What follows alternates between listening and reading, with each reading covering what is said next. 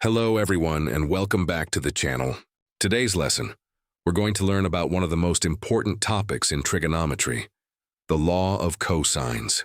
The law of cosines is a fundamental trigonometric relationship that connects the lengths of the sides of a triangle with the cosine of one of its angles. It is often considered an extension of the Pythagorean Theorem because it works for any triangle, not just right triangles. Here we see the cosine law written in three forms, one for each side of triangle ABC.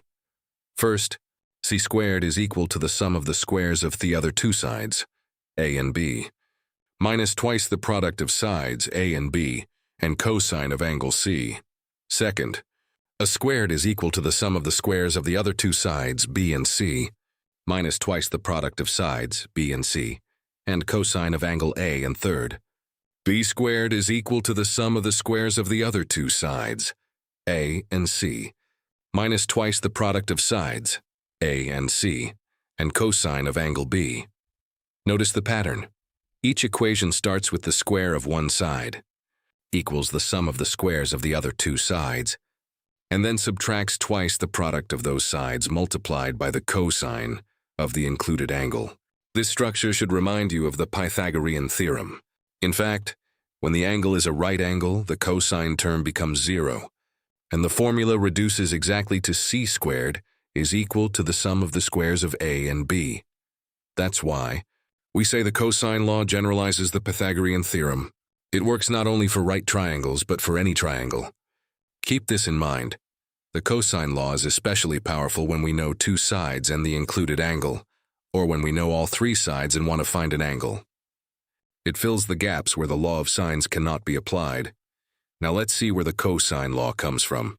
We'll place triangle ABC on a coordinate plane, put vertex C at the origin, and let side C lie along the x-axis. That means point B is at point A and 0. Next, we locate point A. Since side B makes an angle C with the x-axis, its coordinates are B times cosine of C and B times sine of C. Now, apply the distance formula to find the length of side C between points A and B.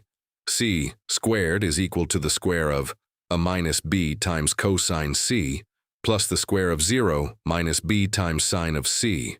Expanding and simplifying gives C squared is equal to A squared minus twice the product of A and B times cosine of C plus B squared times cosine squared C plus sine squared C.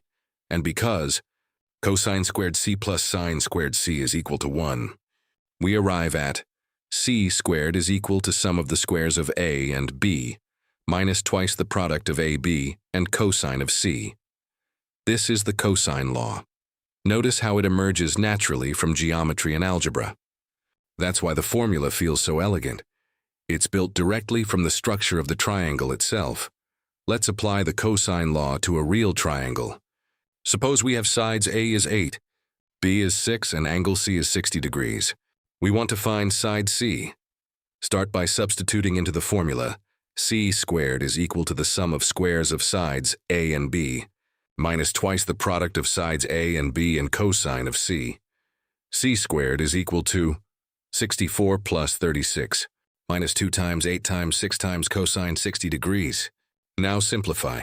C squared is equal to 100 minus 96 times 0.5. C squared is equal to 52. Finally, take the square root. C is equal to the square root of 52, which is approximately 7.21. So, side C is about 7.21 units long. Notice how smoothly the cosine law works here. With just two sides and the included angle, we can solve for the third side. This is exactly the kind of situation where the law of sines wouldn't help. But the cosine law gives us the answer directly. Let's summarize what we've learned about the cosine law. First, it's a universal formula. It works for any triangle, not just right triangles. That makes it one of the most versatile tools in trigonometry. Second, it comes in three forms, one for each side of the triangle. This flexibility means we can solve for whichever side or angle we need, depending on the information given. And third, it has a direct link to the Pythagorean theorem. When the angle is u, the cosine term disappears, and the formula reduces to the familiar c squared is equal to the sum of the squares of A and B. In other words, the cosine law is the Pythagorean theorem's more powerful counterpart, extending its reach to oblique triangles. So whenever you're faced with a triangle that isn't right-angled, remember the cosine law. Cos squared is equal to the sum of the squares of the other two sides, minus twice the product of the other two sides, and the cosine of the opposite angle. And that concludes our journey through the cosine law. If you found this lesson helpful, don't forget to like the video, share it with classmates or colleagues, and subscribe to the channel for more insights in mathematics and trigonometry. Thanks for watching, and I'll see you in the next lecture.